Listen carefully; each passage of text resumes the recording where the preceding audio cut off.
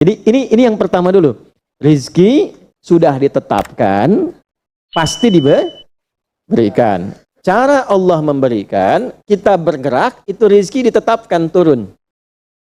Jelas? Nah, diterimanya oleh kita, nanti kembali berdasarkan ikhtiar kita dan niat kita untuk mendapatinya. Innamal a'malu bin, ya, itu dalil hadisnya. Jelas ya? Sampai sini dulu. Yang kedua, rizki tidak akan tertukar dan berkurang. Karena kadarnya sudah pas. Ya, tepat, pas. Tidak ada yang berkurang. Dan tidak akan tertukar. Kalau Anda yang berikhtiar, tidak mungkin datangnya ke teman Anda. Mustahil. Kalau kita yang berikhtiar, tidak mungkin kecuali dalam satu saingan kita. Itu mustahil. Bab rumah tangga. Ya, kan ada persaingan dalam bisnis kadang-kadang diberikan rizkinya mengalir kepada anak, mungkin atau usaha anak hasilnya mengalir kepada lawannya, kepada orang tuanya. Itu mustahil. Itu sudah rumus. Pasti jatuhnya ke Anda juga. Ya, awas, hati-hati. Jadi kalau Anda ingin mudah berkehidupan ke depan, didik anak dekat dengan Allah. Ketika anak itu jadi baik, keberkahan pada anak itu akan menular kepada kedua orang tuanya. Yang ketiga, ini yang paling penting untuk disadari, urut dulu ya. Satu, rizki telah ditetapkan untuk diberikan sepanjang kita mau berikhtiar untuk menjemputnya. Dua, rizki tidak akan berkurang dan tidak akan tertukar. Baik ya? Jelas sampai sini? Nah, ketiga, ini yang paling penting. Fokus ini dengan baik. Rizki akan ditentukan keberkahannya berdasarkan nilai keimanan seorang hamba. Bismillahirrahmanirrahim. Assalamualaikum warahmatullahi wabarakatuh. Ini rumusnya ya. Ini jarang diketahui ini, tapi insya Allah kalau paham ini, insya Allah senang menikmati. Tapi jaga ya, ini rahasia di antara kita aja nih.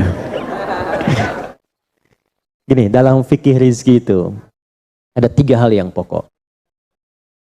Satu, rizki itu akan diberikan. Rumusnya ya, akan diberikan saat ikhtiar kita keluar. Apapun jenisnya. Sudah jelas itu? Ya. Itu ada di Quran surah ke-51.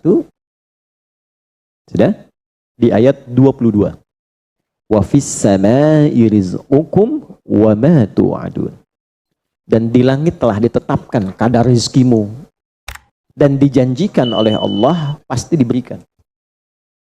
Nah, kapan itu diberikan? Ketika ikhtiar kita keluar. Jadi yang laki-laki, yang ikhwan ini, contoh ini, kita sudah siap saja untuk keluar, baru bawa map melangkah untuk menjemput rezeki Allah, ya. Itu sudah ditetapkan keluar. Cuma sampainya kapan kita terima, nanti ada aturan lagi yang mengikat. Ya, sesuai dengan kadar niat nanti. Niatnya apa nih? Apakah mencari rezeki untuk kebutuhan dunia saja?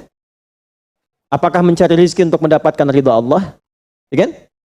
Niatnya bisa berbeda. Nah, berdasarkan niat itu, nanti Allah arahkan untuk mendapatkan yang terbaik. Tapi berlaku hukum kedua, ikhtiar Anda itu telah mengeluarkan rezeki dan tidak akan menguranginya. Ya, paham dulu sampai sini dulu ya, pelan-pelan dulu. Nah, handphonenya turun dulu supaya fokusnya nyimaknya maksimal ya, supaya maksimal nyimaknya, tenang. Ini direkamnya bisa diulang nanti kalau supaya maksimal ngelihatnya. Jadi ini yang pertama dulu, rezeki sudah ditetapkan, pasti diberikan. Cara Allah memberikan, kita bergerak, itu rezeki ditetapkan turun. Jelas? Nah, diterimanya oleh kita, nanti kembali berdasarkan ikhtiar kita dan niat kita untuk mendapatinya. Innamal a'malu bin, ya, itu dalil hadisnya. Jelas ya? Sampai sini dulu. Yang kedua, rizki tidak akan tertukar dan berkurang. Karena kadarnya sudah pas. Ya, tepat, pas. Tidak ada yang berkurang. Dan tidak akan tertukar. Kalau Anda yang berikhtiar, tidak mungkin datangnya ke teman Anda. Mustahil. Kalau kita yang berikhtiar, tidak mungkin kepada saingan kita. Itu mustahil. Ya, kan ada persaingan dalam bisnis kadang-kadang kan? Kalau Anda yang ikhtiar, tidak mungkin ikhtiar Anda hasilnya diberikan kepada lawan bisnis Anda, itu mustahil. Pasti jatuhnya ke Anda juga. Tidak akan ke yang lain. Kecuali dalam satu bab rumah tangga. Ya, usaha ayah kadang diberikan rizkinya mengalir kepada anak, atau usaha anak akan mengalir kemudian dampaknya kepada orang tuanya. Itu sudah rumus. Ya, awas, hati-hati. Jadi kalau Anda ingin mudah berkehidupan ke depan, didik anak dekat dengan Allah. Ketika anak itu jadi baik, keberkahan pada anak itu akan menular kepada kedua orang tuanya. Ya, Bapak Ibu pengen haji, nabung banyak, belum berangkat, sudah antrian panjang. Itu kan? Tapi tiba-tiba ada orang yang tetangga anaknya penghafal Quran 30 juz, dapat hadiah haji, orang tuanya ikut, bapaknya ikut, ibunya ikut, gurunya ikut. Tuh. Ya, jadi nanti ada 2 ayat di dalam Al-Quran yang menjamin usaha orang tua mengalir ke anak, usaha anak mengalir kepada kedua orang tua. Babnya keluarkan kalau ingin mudah. Nah, yang ketiga, nanti saya urutkan di papan tulis supaya memudahkan itu. Yang ketiga, ini yang paling penting untuk disadari, urut dulu ya. 1, rizki telah ditetapkan untuk diberikan sepanjang kita mau berikhtiar untuk menjemputnya. 2, rizki tidak akan berkurang dan tidak akan tertukar. Baik ya? Jelas sampai sini? Nah, ketiga, ini yang paling penting. Fokus ini dengan baik. Rizki akan ditentukan keberkahannya berdasarkan nilai keimanan seorang hamba. Catat ya. Rizki akan ditentukan kadar keberkahannya. Saya bicara berkah dulu tuh. Berdasarkan kadar keimanan seorang hamba. Yang ketiga ini kaidah khusus yang membedakan antara beriman dengan belum beriman. Sebab kita bisa bertanya kepada Allah, ya Allah, saya sudah beriman. Ada hambamu belum beriman. Apa yang membedakan iman saya dengan hambamu yang belum beriman terkait dengan persoalan rizki? Maka turun nanti ada ayat tentang rizki yang dikaitkan dengan iman. Sekarang kita praktekkan pelan-pelan. Ya, ada rizki. Ada yang namanya rizki? Ada ya? Nah ini ya. Ini bab tentang Anda nih. 1, pasti diberikan sesuai kadar ikhtiar. Halo. Ya? 2, sifatnya tidak tertukar. Ya, putri boleh tertukar, ada menteri yang tertukar, tapi tidak ada rezeki yang tertukar ya. Tidak tertukar sesuai dengan niat. Rizki nggak butuh alamat ya Pak. Begitu dapat langsung diberikan. Karena malaikat tuh kalau sudah turunkan nggak mungkin salah alamat tuh, udah tercatat semua itu. Ya. 3, kadar iman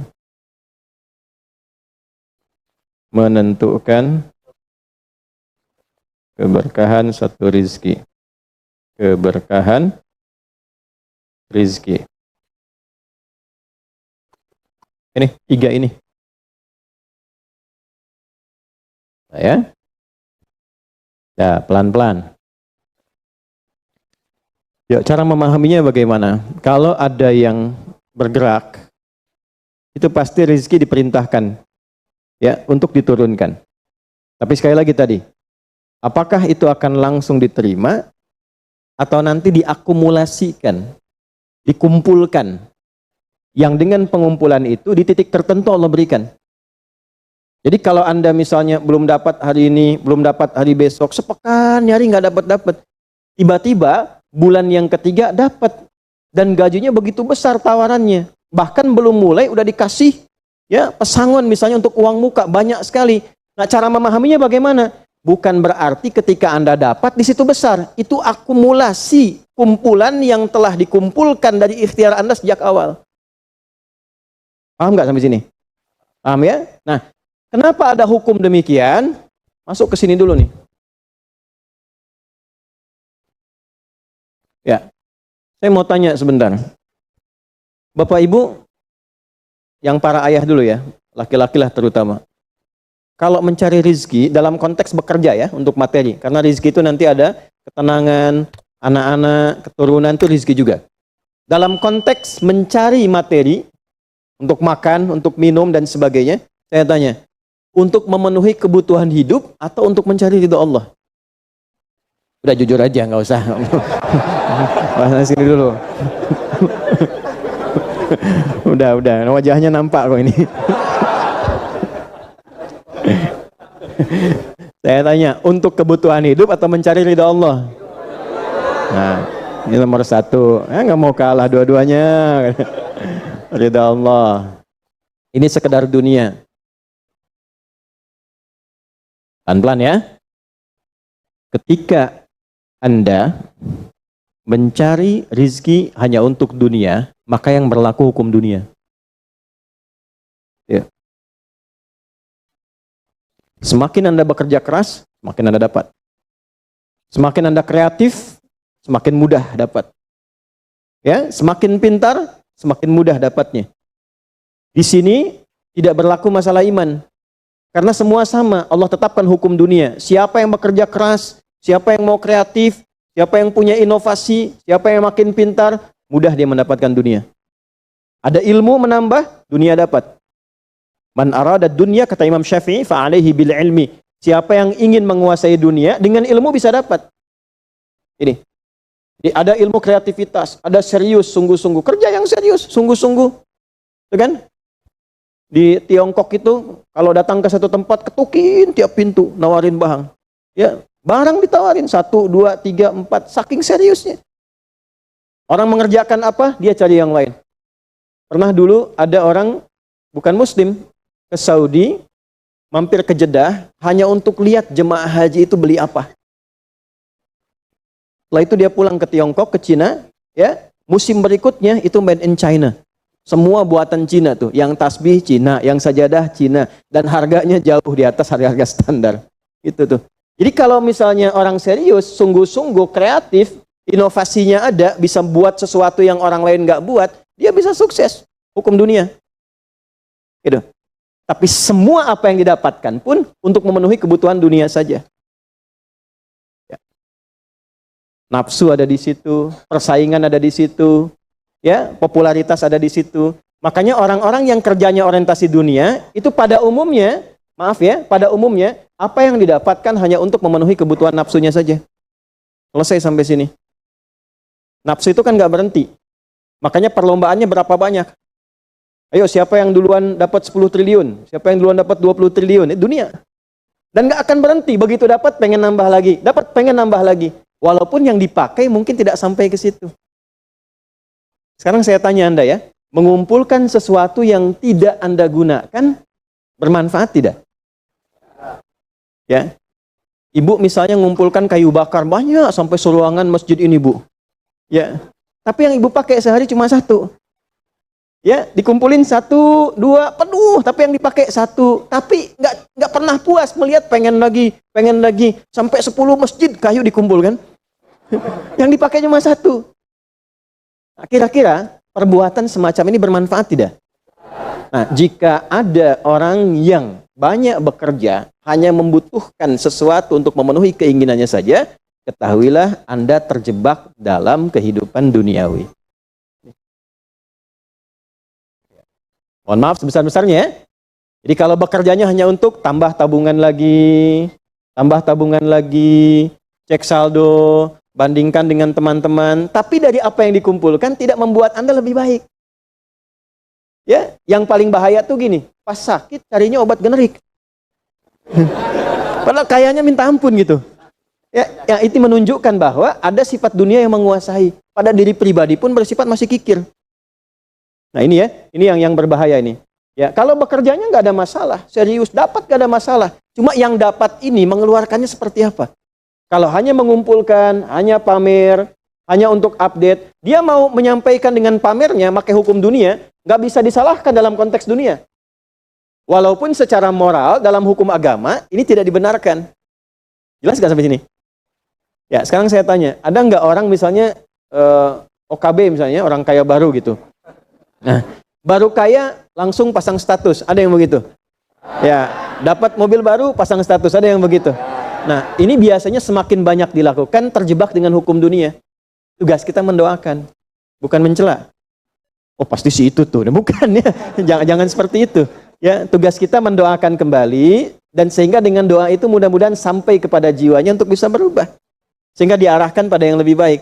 Tapi maksud saya begini, kalau ada di antara yang ngaji itu terpedaya dengan sistem seperti ini, dia bekerja, tambah lagi, tapi penambahan itu alhamdulillah tidak membuat kehidupannya lebih baik dan bermanfaat, dia terjebak dalam kehidupan dunia. Pada akhirnya berlaku hukum akhir dunia. Apa hukum akhirnya? Fana. Dunia itu kan punya dua arti. Satu cepat, yang kedua rusak. Cepat, nggak terasa. Kayaknya baru kemarin kita ngaji ya, sekarang ketemu lagi. Cepat tuh. Ya ketemu teman, kayaknya baru kemarin main sama-sama. Ternyata sekarang udah punya cucu 4 gitu. Saya? Itu dunia tuh. Itu hukum dunia, cepat. Ya, cepat. Yang kedua rusak. Semua dunia itu akan fana, rusak, sifatnya hilang, habis. Kalau bukan kita meninggalkan dunia, dunia yang meninggalkan kita duluan. Ini saya sering katakan, ini ada gelas nih, menampung air. Airnya habis, didiamkan saja, jangan diapa-apakan. Ini kotor, rusak sendiri. Anda punya handphone, elektronik, simpan aja, nanti rusak sendiri. Sifat semua dunia itu rusak. Ya, di sepanjang kita berada di dunia, tubuh pun nggak abadi. Yang ganteng-ganteng akan hilang dengan sendirinya gantengnya. Makanya ibu kalau cari suami ganteng nanti rugi tuh. Ya. Baik, sama, istri juga demikian, yang perempuan demikian. Semua selama di dunia hukum berlaku.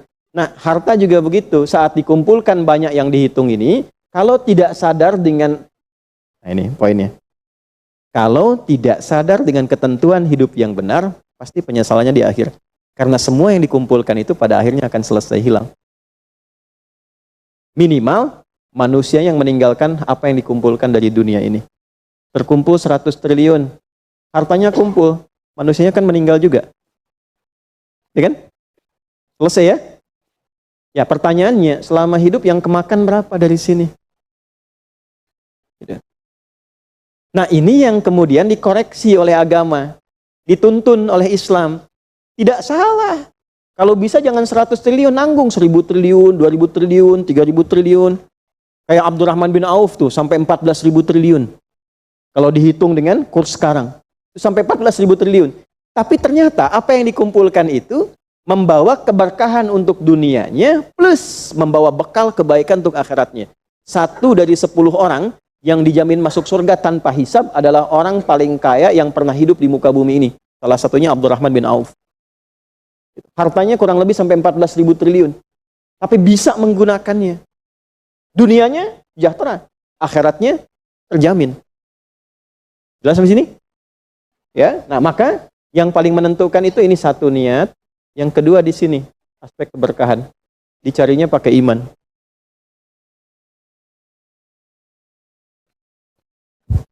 Maka niatkan yang pertama, upayakan setiap pencarian itu gunakan fungsi imannya untuk mencari ridha Allah.